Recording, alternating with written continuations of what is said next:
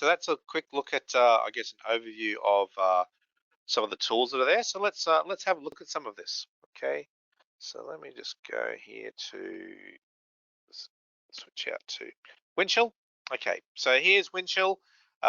Here's our snowmobile bomb that we've looked at a few times through the webinar series. Okay, at the moment I call up the original overloaded bomb and filtered that to look at a particular configuration. Okay, and we've been primarily looking throughout this webinar series at our front suspension system. So if I drill down into that, same thing here. I've got my my Indy front suspension. I've got my my left-hand and right-hand suspension. Okay, so we've looked at some of the quality issues around that in last week's webinar. We're looking at some design changes for that in earlier ones. We saw how we could build downstream bombs of some of these, some of the parts inside the whole snowmobile assembly.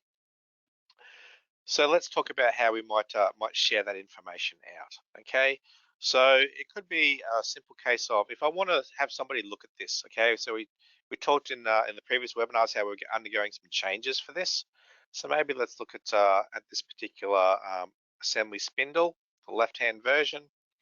Maybe we might go to the very latest because it's undergoing a bit of a change at the moment. It's at Rev 2.2.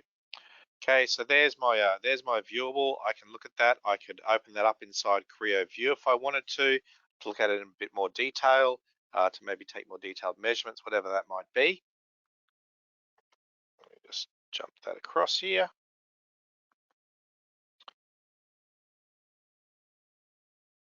All right, so we can see that, see more detail on that. Okay, so we can get a bit look at that. We can take measurements. We can put sections through it. All those things that we looked at in some of the earlier webinars. Okay, but what some people can really have problems with is understanding, well, what's the size or scale of this? What's it look like? Okay, and that's where AR comes into play. So directly from within Windchill, from these objects here, I can go to here if I've got permission, and say I want to publish out an AR experience.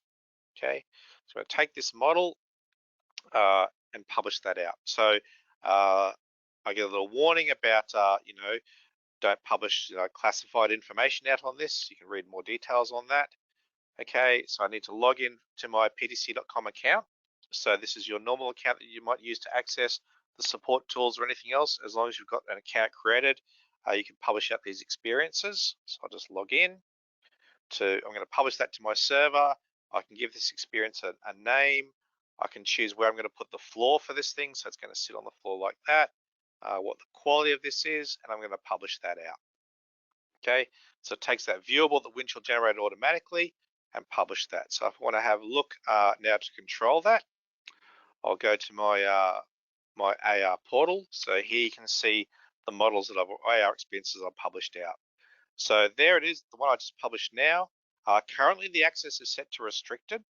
So what that means is if I want to share that, I have to add people's email addresses in here, and only once they log in will they be able to view this. Okay, or alternatively, I could say, let's just make it public. So as long as you've got the URL or the QR code, you can view that and share that out. I can share that to mobile or to 3D eyewear, the Microsoft HoloLens. And I could send them an email. I could download that QR code and email it off to them, whatever it might be.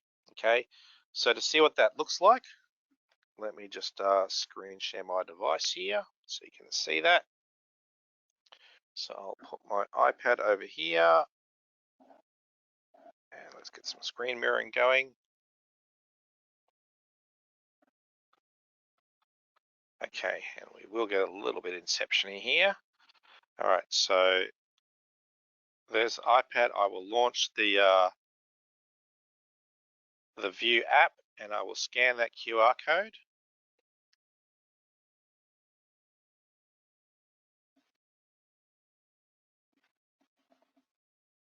Oh, come on, there we go. Finally scanned it just as I gave up. Okay, I'll just put that back so you can see the whole thing now. All right, so it's now downloading that experience. Tap to place it. Oh, hang on, I was moving around a bit too much there. Let me rescan. I think I confused it with that moving QR code that you guys were looking at. There we go. Let me just scan that QR code and I'll bring that back up so you can see better. All right, there we go. So I find a flat surface, tap to place, and there's my model sitting here on the desk next to me. Okay, so that's 1:1 scale.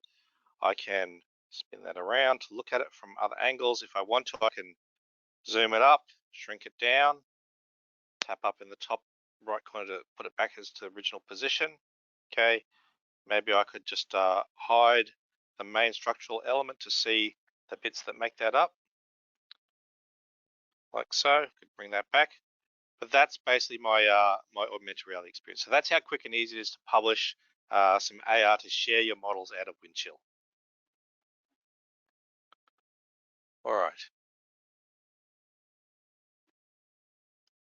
So that's one of the bits. But let's talk about our project side of things. Okay.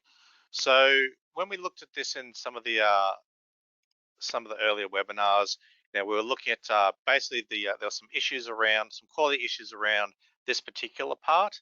Okay, the spindle. And you can see there's actually a resulting change happening. We looked at that a little bit last week. We had Dave, the design engineer, making some changes to this. But we've got a problem in our organization that Dave's too busy with other stuff. So we're going to get a contractor in to finish off the changes to the drawing for this. Okay. So what we don't want to do is go and add that contractor into our snowmobile product here, because all of our product data is stored inside here. Okay. And we don't want them seeing all of that information. Okay. So we could maybe set up some access control to control that, but it can be very difficult, particularly, all we want them to see is one particular CAD model and drawing and whatever it might be. Okay. So the idea of projects is to create, as I said, that separated out secured space so that people inside that can only see what they need to see. Okay, so what I'm going to do is actually create a project first, and then we'll come back to this and add that data into here. So I'm going to go to my my projects tab, view all of the projects. So here's all of the projects that are existing in Windchill that I have access to as the user, Pat, up the top here. So you can see a lot of these are being used for project management, project planning. So, but essentially a project, it has its own folder structure. This can be templated. We can start to pull all of our data in. But when we look at these projects, we can also have them with a project plan. Again, that can be templated that we can use to manage our projects. Okay, but I'm going to create something really simple. I'm just going to create a little project for sharing out this this design change work. Okay, so I'll create a new project. I'll give it a name. So we're going to use the particular name. I'm just going to call it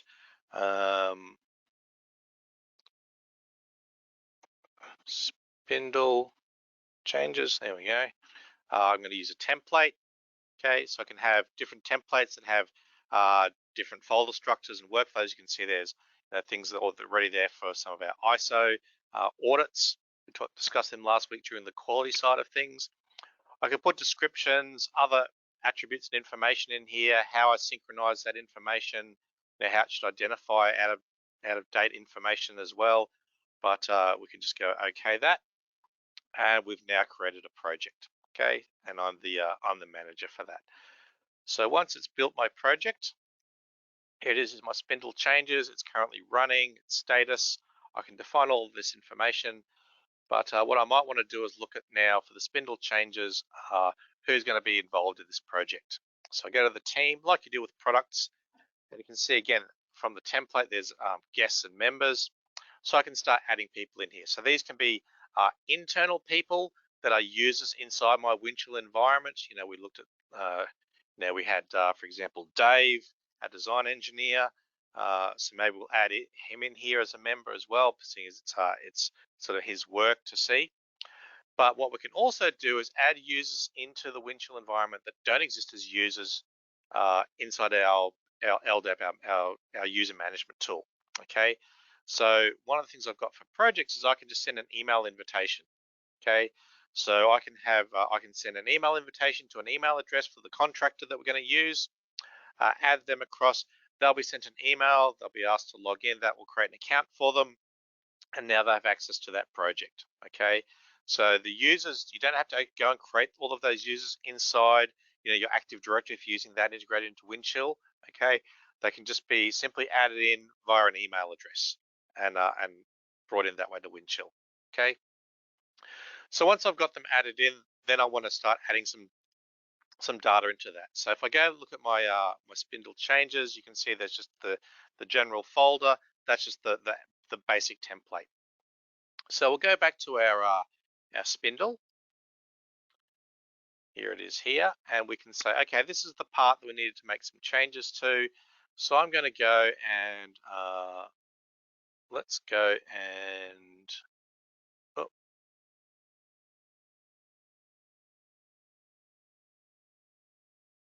move that, add to, sorry, there it is, add that into my project.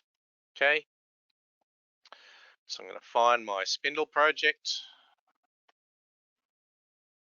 Helps if I can type. Still can't type. There we go, my spindle changes. Okay, where am I going to put it in that spindle changes folder? Oh, sorry, in that spindle changes project. So I've got my folder structure there. I'm just going to leave it in the top level. It's keeping the most basic thing. And then what am I going to add across to this? Okay, so I could say I want that. I want its CAD. I want the drawings. So I can go through here and start collecting all of the related information that drives this particular item. Okay, so when I add that across to the project, I've got some other options here. So do I share that to the project, which is basically all I'm doing is creating a shared copy, okay? Or do I want to actually check that out? Okay, so I might say I'm going to check that out. I'm going to do a PDM checkout. So that checks it out inside PDM, inside my product, and now it's being worked, because now it's being worked on inside the project. So I'll finish that. Okay, it's been checked out, and now that data is there inside the project. Okay, so if I go back to my project, there's all of that information.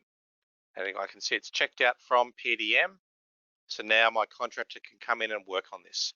So on the data management, I can integrate my Creo directly into this. I can have a workspace. I can check in and out from this project, okay, to iterate that design while the contractor's checking it back in and out.